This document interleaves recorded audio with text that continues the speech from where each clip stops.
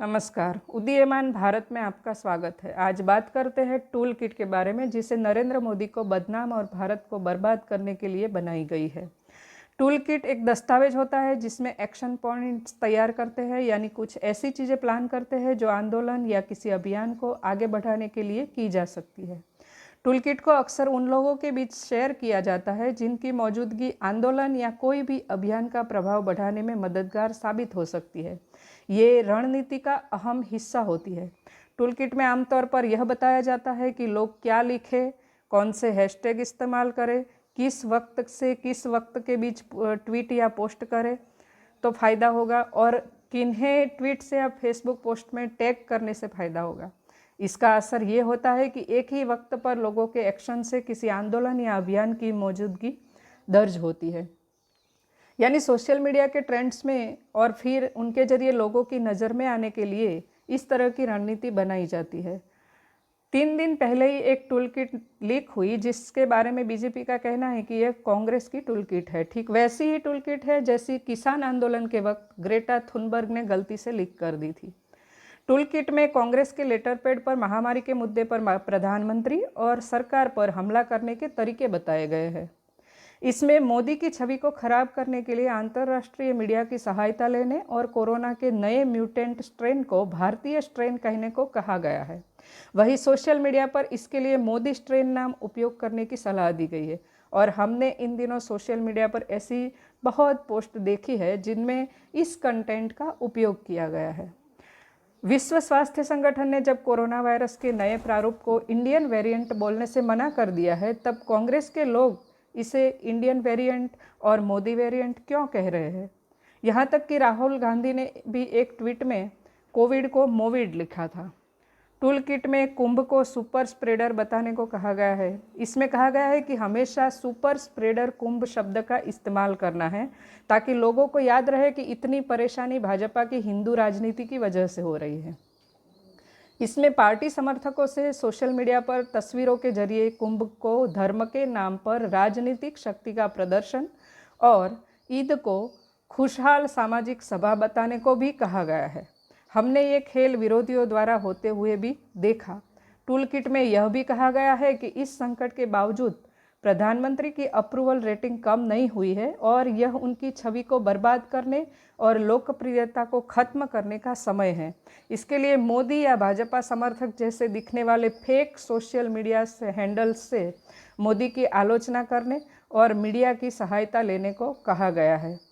20,000 करोड़ रुपए की central Vista परियोजना को मोदी का निजी घर कहने की, मोदी महल कहने की सलाह भी दी गई है। ठीक ऐसा ही लिखा हुआ बहुत देखा हमने मीडिया पर और टीवी पर सुना भी। एक योजना के अनुसार कांग्रेस के लोग कोरोना का राजनीतिकरण कर रहे हैं और देश के प्रोजेक्ट को किसी न किसी बहाने अटकाने की कोशिश कर रहे हैं। टूल किट में पूर्व अधिकारियों के जरिए पीएम केयर्स फंड पर सवाल खड़े करवाने, इसके खिलाफ आरटीआई डलवाने और किसी हस्ती के इसमें दान करने पर उसे निशाना बनाने को भी कहा गया है। ये सब भी ठीक वैसे ही किया गया जैसा टूल किट में है।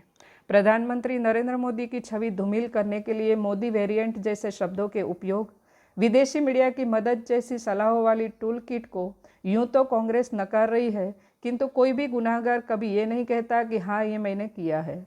शुरू में तो वो आरोप झूठा साबित करने की भरसक कोशिश करता है, लेकिन भाजपा प्रवक्ता संबित पात्रा ने सबूतों के साथ दावा किया कि यह tool kit Congress research wing से जुड़ी और पार्टी के शीर्ष नेताओं की करीबी सौम्या वर्मा ने तैयार की थी।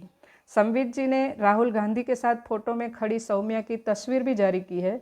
वहीं भाजपा के अन्य नेताओं ने ट्वीट कर बताया कि सौम्या 2019 में कांग्रेस का घोषणा पत्र बनाने में भी शामिल थी।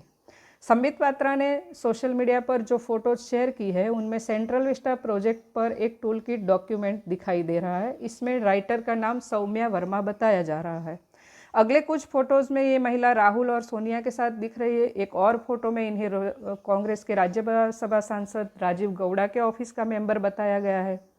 कांग्रेस ने थाने में भाजपा नेताओं के खिलाफ एफआईआर दर्ज करवाने की बात करते हुए आरोप लगाया था कि टूल किट भाजपा ने ही बनाई थी। भाजपा खुद की बदनामी करने के लिए टूल किट थोड़ी न बनाएगा। जवाब में पात्रा ने सौम्या वर्मा और कांग्रेस के साथ उसके संबंधों की पूरी दास्तान सामने रख दी। उसके बाद सोशल मीडिया पर अलग अलग खबरें वायरल हुई, जिसमें यह सामने आया कि सौम्या न सिर्फ कांग्रेस की रिसर्च विंग में है बल्कि काफ़ी प्रभावशाली भी है। पिछले आम चुनाव में पार्टी का घोषणा पत्र तैयार करने में भी उनकी भूमिका बहुत महत्वपूर्ण थी। यह मामला उजागर होने के बाद सौम्या ने अपने इंटरनेट मीडिया अकाउंट बंद कर दिए। अगर आप दोषी नहीं हैं तो पलायन क्यों कर रहे हैं? राहुल गांधी की इंटरनेट मीडिया टीम की सदस्य संजुक्ता बसु ने एक ट्वीट किया था, जिसमें उन्होंने टूल किट को सही मानते हुए कहा, विरोधी की छवि को ध्वस्त करना विपक्ष का काम है। कांग्रेस आखिरकार अच्छा काम कर रही है। अब उनकी ही टीम की व्यक्ति ये कह रही है तो फिर कांग्रेस क्यों आरोप को नकार रही है? कांग्रेस को एहसास है कि इस टूल किट में जिस तरह विदेशी मीडिया की मदद लेने, उन्हें शवों और जलती चिताओं आदि की तस्वीर उपलब्ध कराने में मदद करने, कुंभ को भाजपा के हिंदू एजेंडा से जोड़ने, कोरोना काल में राजनीतिक लाभ उठाने की बात की गई है, उससे उसे भारी नुकसान होगा। समाज में इसे संवेदनहीनता और मौका परस्ती के रूप में देखा जाएगा, इसलिए वो नकार रही है। बहरहाल यह मामला पुलिस के सामने है और एक PIL के माध्यम से सुप्रीम कोर्ट भी पहुंच गया है। याचिकाकर्ता ने कांग्रेस को दोषी पाए जाने पर पार्टी की मान्यता रद्द करने की मांग की है। मामले को सरकार के खिलाफ लोगों को भड़काने और दुनिया में भारत की छवि बिगाड़ने की साजिश बताया गया है। याचिकाकर्ता वकील शशांक शेखर झा ने अंतर्राष्ट्रीय साजिश का पता लगाने के लिए राष्ट्रीय जांच एजेंसी NIA की जांच और दोष साबित होने पर कांग्रेस की मान्यता रद्द करने की मांग की है। याचिका में कहा गया है कि केंद्र सरकार को निर्देश जारी करना चाहिए कि वह गाइडलाइंस बनाए कि कोई भी पार्टी ग्रुप कोई भी ऐसा पोस्टर और बैनर नहीं लगाएगा जिसमें एंटी नेशनल सामग्री हो। साथ ही कोरोना से मरे लोगों के अंतिम संस्कार और शव न दिखाए जाए। साथ ही केंद्र सरकार को कोविड-19 महामारी के दौरान आवश्यक वस्तुओं की होर्डिंग्स के बारे में निर्देश जारी किया जाए। तो अब समझ आता होगा कि सत्ता के लिए लोग कितने पागल हो रहे हैं, कि लोगों की जिंदगियों से खेल रहे हैं, देश को विश्व में बदनाम करते हैं, हिंदू मुस्लिम करते हैं, देश के महत्वपूर्ण प्रोजेक्ट्स को रोकने की साजिश करते हैं। जय हिंद, वंदे मातरम।